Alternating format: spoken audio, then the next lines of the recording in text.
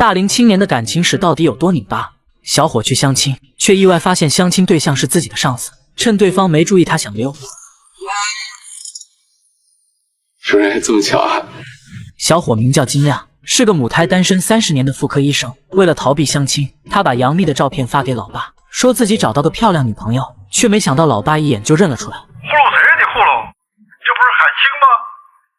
摸啥玩意儿？这真懵？这不是演唐山大地震的吗？眼看糊弄不过去，他只好乖乖去相亲。不知道为什么，看到您，我觉得特别的有安全感。其实我看着您，我也挺有安全感的。但相亲就如同上当，一天一当，当当不一样。我告诉你啊，就是刚跟我见面的男人说我哪儿都好，说我特别好。他是那个她老公，还是你跟你老公说吧。终于在他的不懈努力下，偶遇了自己的顶头上司。真没想到主任从医院里走出来，还有这么活泼的一面。主任觉得有点尴尬，随便找了个借口便匆匆离开。第二天，两人在电梯偶遇，尴尬的氛围都能溢出屏幕来。金亮虽是个年轻有为的帅小伙，但同时也是个妥妥的直男。小赵，上个月我借你200块钱，你是不是忘了呀？那我请你吃饭呗，怎么样？那倒不，你就把钱还我就行了。所以事实证明，男人太直了，只会离成功越来越远。这天诊室里来了个女患者，莲子春，宫颈癌3期。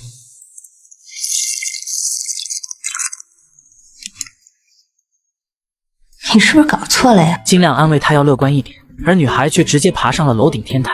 这时金亮才发现，他把病历本拿错了。他爬上天台跟女孩解释：“对不起，我弄错了。你回头看看，我这手上有2个病历，这是你的，你很健康，你一点事儿没有。”他苦口婆心的劝女孩回来，却没想到女孩非但不听，反而继续向前走去。你跳，我就不跳了。好，我跳。金亮只好战战兢兢的走向边缘。算了吧。女孩让金亮满足她3个愿望，当做对她误诊的补偿。金亮这才放下心来。然而一波未平，一波又起。主任突然找到他，约他晚上去看电影。更让他没想到的是，主任竟然以医学研究为由，直接向他索要原材料。什么样本啊？你的经验样本啊！东北老家的邻家妹妹来北京打工，因为找不到合适的住处，只能暂住在金亮家。但第2天，金亮就把这件事忘得一干二净。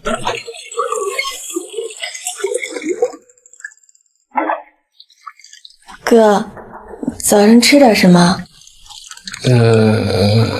就这样，尴尬的一天开始了。为了搞好与领导的关系，他主动给主任买了一杯咖啡。谢谢啊，这个点我不喝咖啡。是原材料。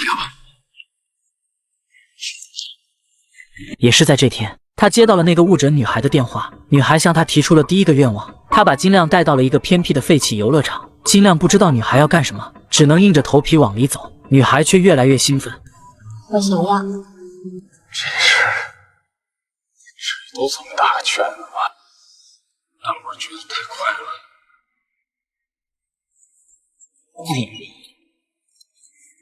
就要你帮我偷那个梦。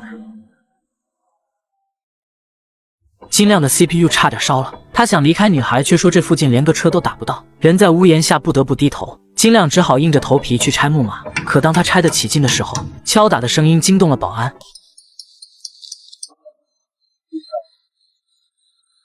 别敲了，我打下不来，这都生锈了，我都跟这扭半天了。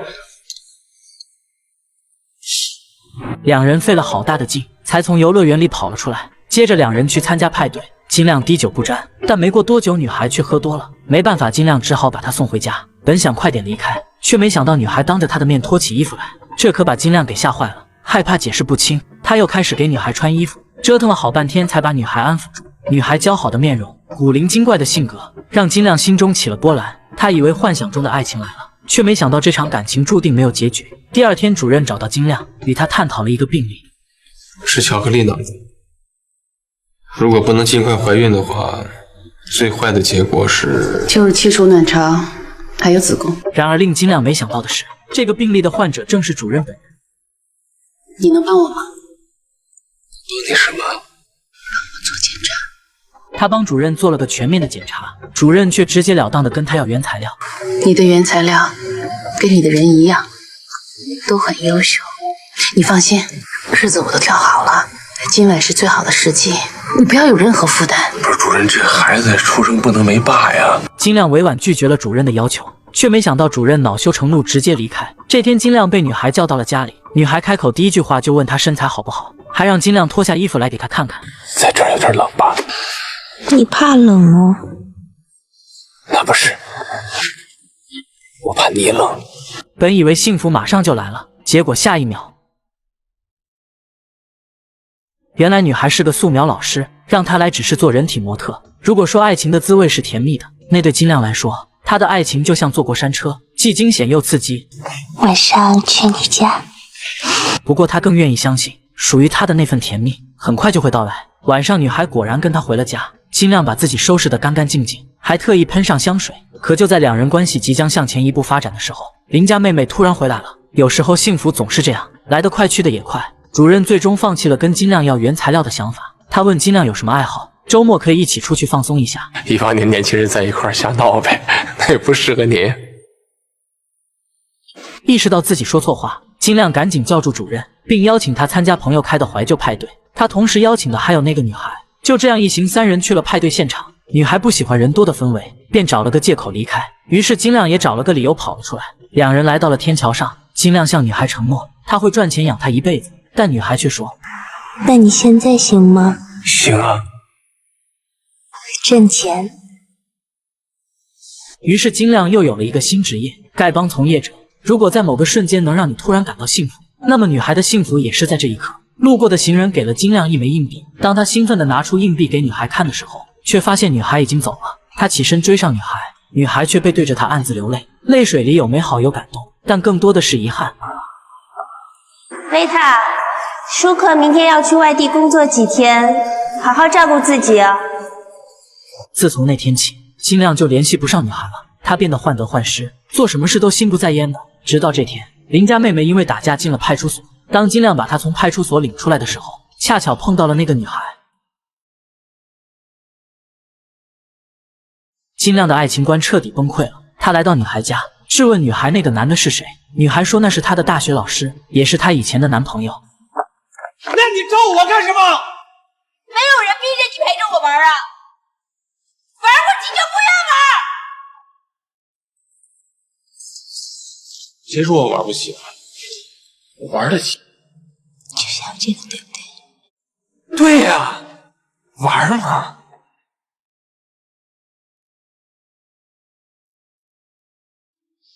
从今以后，我们两个人两清，谁也不侵谁。女孩的话让金亮恢复了理智，他拿起衣服转身离开。他理想中的爱情是纯洁的，欺骗是对彼此最大的不尊重。一切都结束了，他又恢复了以往的生活。女孩颜子纯的出现，就像冬日里的一道烟花，绚烂多彩却又转瞬即逝。但在没人的时候，他总会感到一种莫名的悲伤。这天，他接到了女孩的电话，女孩约他在公园见面，为他们的相遇画上句号。如果10年以后再遇到你，那该有多好啊！女孩说她准备去美国，也许以后再也不会见面了。不久后，金亮在咖啡馆又遇到了女孩，女孩只是打了个招呼便匆匆离开。原来女孩是跟她那个老师一起来的。金亮不甘心，于是趁老师出去打电话的时候，偷偷来到了她身后。两人第一次有了交谈。从对方口中，金亮了解了女孩的过往。父母离婚后，父亲每周都会去看她，并带她做一次旋转木马。女孩最喜欢的就是每转一圈，父亲都在那里等她。直到有一次，她没看到父亲，她跑出来才发现父亲躺在了血泊里，旁边散落的是一盒蛋糕和几袋零食。从此之后，女孩再也没有做过旋转木马。那件事成了她心里最深的伤。她从不计划明天，因为她觉得她是那种没有明天的人。女孩去美国那天，她接到了金亮的电话。金亮约她来到游乐场，二话不说把她抱上了木马。女孩挣扎着哭喊着：“要相信自己。”木马缓缓转动，就像是回到了小时候那一刻。女孩环顾四周，想寻找父亲的身影，但父亲没有出现。金亮的身影出现在视线里，他跟随木马跑动。女孩终于不再害怕，在这一刻心里的创伤被治愈。从那以后，金亮再也没见到那个女孩，他又恢复以往的生活。但在这天，他又遇到了一个让他心动的姑娘。还没到吗？哎，你没事吧？